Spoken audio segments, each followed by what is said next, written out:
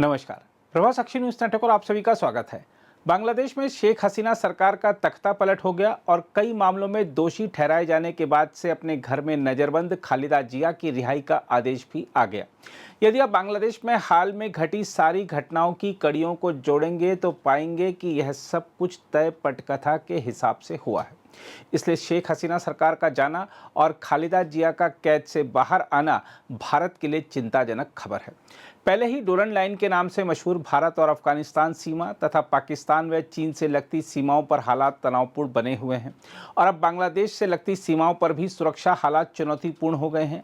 बांग्लादेश में जो घटनाक्रम घटा है, यदि उसे आप भारत के परिप्रेक्ष्य में देखेंगे तो पाएंगे कि हमें घेरने के लिए चीन और पाकिस्तान जो प्रयास लंबे अरसे से कर रहे थे, उसमें वह कुछ हद तक कामयाब हो गए हैं। दरअसल विकसित भारत के लक्ष्य को हासिल करने के लिए दिन रात कड़ी मेहनत करता और दुनिया की तीसरी सबसे बड़ी अर्थव्यवस्था बनने की ओर बढ़ता हिंदुस्तान हमारे दुश्मनों को नहीं भा रहा है। इसलिए भारत में अशांति फैलाने के लिए तमाम प्रयास किए जाते हैं। दुश्मनों को लगता है कि भारत ने आतंक और उग्रवाद पर काबू पाने में जो सफलता पाई है, कैसे उसे विफल करा जाए। इसके लिए वह तमाम तरह के हथकंडे अपनाते रहते हैं और सीधी लड़ाई से बचते हुए दाएं या बाएं से वार करना चाहते हैं। दुश्मन को जम्मू कश्मीर की शांति और पूर्वोत्तर क्षेत्र की प्रगति नहीं भा रही है। दुश्मनों ने जम्मू कश्मीर और पूर्वोत्तर में आतंक और उग्रवाद को हवा देने के लिए तथा भारत को इस दंश से जूझने के लिए जो कड़ी मेहनत की थी, उस पर पिछले 10 सालों में पानी फेर दिया गया है। जम्मू कश्मीर में आतंकी कमांडरों और अलगाववादियों का सफाया हो चुका है। पूर्वोत्तर क्षेत्र भी अपेक्षाकृत शांत हो गया है। वहां के कई उग्रवादी संगठन सरकार से समझौता कर मुख्य धारा के जीवन में लौट आए हैं। उग्रवादी और आतंकी संगठनों को मिलने वाली टेरर फंडिंग पर भी रोक लग गई है। जाहिर है यह सब पाकिस्तान और चीन को नहीं भा रहा था। खासतौर पर शेख हसीना के कार्यकाल में जिस तरह बांग्लादेश सरकार भारत को वरीयता देती थी, उससे भी चीन नाखुश रहता था। ऐसे में चीन इस ताक में था कि कैसे इस स्थिति को बदला जाए। चीन को परेशान देख पाकिस्तान की खुफिया एजेंसी आईएसआई ने मदद के लिए प्रस्ताव रखा और फिर योजनाबद्ध तरीकों से चीज़ों को आगे बढ़ाया गया। बताया जा रहा है कि हाल के दिनों में बांग्लादेश के कट्टरपंथी संगठन जमात-ए इस्लामी से जुड़े छात्र संगठन इस्लामी छात्र शिविर यानी आईसीएस को पाकिस्तान में काम कर रही कुछ चीनी कंपनियों की ओर से फंडिंग भी दी गई थी। इन पैसों का इस्तेमाल बांग्लादेश सरकार के खिलाफ जन भावनाएं भड़काने और छात्रों का आंदोलन खड़ा करने में किया गया था। बताया जा रहा है कि चीन और आईएसआई की मिलीभगत से यह तय किया गया था कि बांग्लादेश में शेख हसीना सरकार को गिराने के लिए कब क्या किया जाना है। इस्लामी छात्र शिविर आईएसआई के बेहद नज़दीकी माने जाने वाले देवबंदी आतंकी समूह हरकत उल जिहाद अल इस्लामी यानी हुजी के साथ काम कर रहा था। बताया यह भी जा रहा है कि भारतीय खुफिया एजेंसियां लंबे समय से इस्लामी छात्र शिविर की गतिविधियों पर नज़र बनाए हुए थीं, क्योंकि उन्हें खबर लगी थी कि भारत विरोधी एजेंडा आगे बढ़ाने की रणनीति बनाई जा रही है। बताया यह भी जा रहा है कि इस्लामी छात्र शिविर के कुछ सदस्यों को पाकिस्तान और अफगानिस्तान में प्रशिक्षण भी दिलाया गया था। इस संबंध में कुछ वीडियो भी हाल के दिनों में खुफिया और सुरक्षा एजेंसियों के हाथ लगे थे। बताया जा रहा है कि इन सबका एकमात्र उद्देश्य यही है कि बांग्लादेश में भी अफगानिस्तान के तालिबान जैसी सरकार बनाई जा सके। इस संबंध में आईएसआई ने पूरी मदद और समर्थन का भरोसा भी इस्लामी छात्र शिविर को दिलाया था। यह सारे समूह चाहते थे कि दिन पर दिन जिस तरह भारत और बांग्लादेश के संबंध प्रगाढ़ होते जा रहे हैं, उसको नुकसान पहुंचाया जा सके। चीन भी देख रहा था कि जिस तरह बांग्लादेश की प्रधानमंत्री शेख हसीना विभिन्न मुद्दों पर चीन को वरीयता देने के बजाय भारत के साथ खड़ी हो जाती हैं, उस स्थिति से तभी छुटकारा मिल सकता है जब बांग्लादेश में पाकिस्तान समर्थित सरकार बन जाए। जहां तक बांग्लादेश की मुख्य विपक्षी पार्टी बीएनपी की बात है, तो उसने कभी भी भारत विरोधी रवैया अख्तियार करने का मौका नहीं गंवाया। बताया जा रहा है कि बीएनपी के कार्यकर्ताओं ने इस्लामी छात्र शिविर के साथ मिलकर सरकार विरोधी आंदोलन को हवा दी और आखिरकार अपने लक्ष्य को हासिल करने में सफल रहे। इसके अलावा बांग्लादेश सेना जिस तरह कट्टरपंथियों के आगे घुटने टेकती दिख रही है और देश को अराजकतावादियों के हाथों में जाते देख रही है, उससे भारत की चिंता बढ़ना स्वाभाविक है। बहरहाल भारत को बांग्लादेश में हिंदुओं और हिंदू मंदिरों पर बढ़ते हमले रोकने की दिशा में कदम उठाने के अलावा पूर्वोत्तर क्षेत्र पर विशेष निगाह रखनी होगी।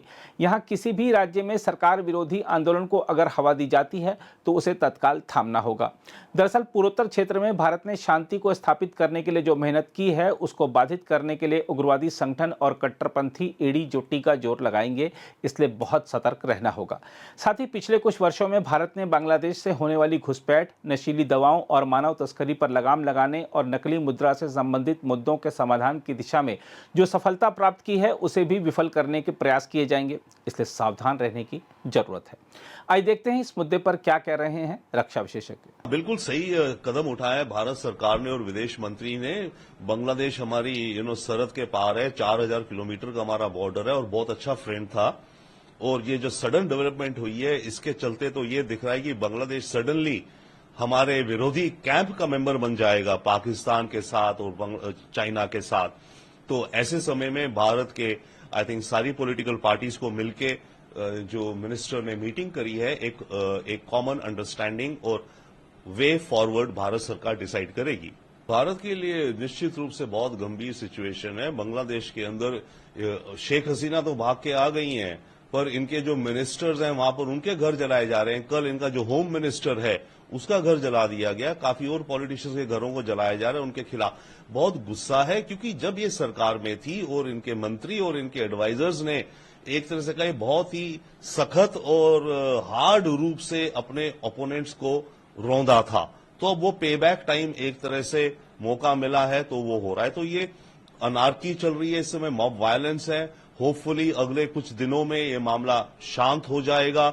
उसके बाद किस करवट इंटरिम सरकार और इलेक्शंस का दौर आता है, ये भी हो सकता है आर्मी कहे कि अभी देश में स्टेबिलिटी नहीं, अगले 3 महीने 6 महीने साल भर आर्मी और ये जो इंटरिम गवर्नमेंट है टेक्नोक्रेट्स की, नॉट पॉलिटिशियंस, उनके बेसिस पे सरकार को चलवाए।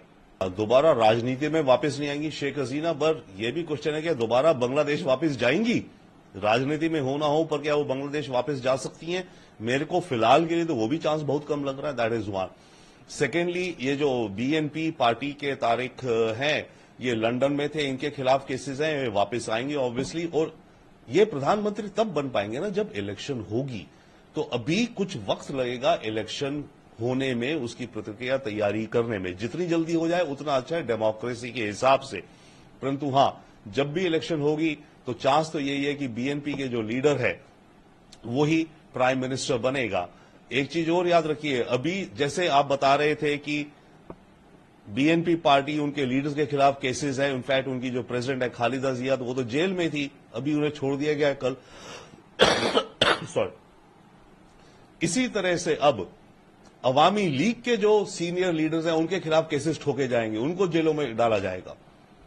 जो शेख हसीना ने इन पार्टीज के साथ करा, अब वो पार्टीज आके शेख हसीना के पार्टी के लोगों के साथ उसी तरह का व्यवहार करेंगी, जो कि नुकसानदायक होगा, क्योंकि ये साइकिल बढ़ती जाएगी वायलेंस की और दुश्मनी की। परंतु दिखता तो यही है कि अनफॉर्चुनेटली बांग्लादेश का निकट भविष्य इसी ओर जा रहा है। अगर आप भी लेना चाहते हैं देश दुनिया की तमाम जानकारी तो आज ही सब्सक्राइब करें हमारे चैनल को। साथ ही नीचे दिए बेल आइकन को जरूर दबाएं ताकि हर अपडेट आप तक पहुंच सके।